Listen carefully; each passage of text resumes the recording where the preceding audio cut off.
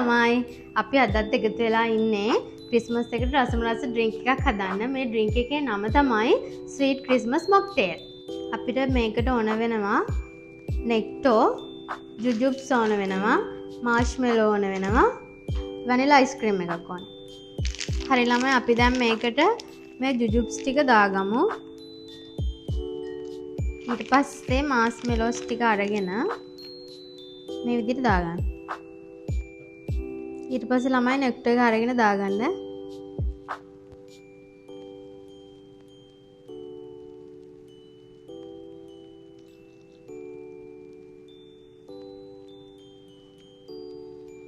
පස්සේ ළමයි මෙන්න මේ විදිහට අයිස්ක්‍රීම් එක උඩින් දාගන්න ලස්සනට.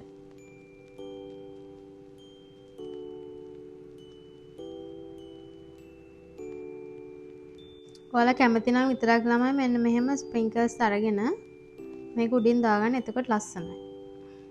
මේකේ ළමයි වෙනම රසක් තියෙනවා. ඔයාලත් හදලා try කරලා බලන්න.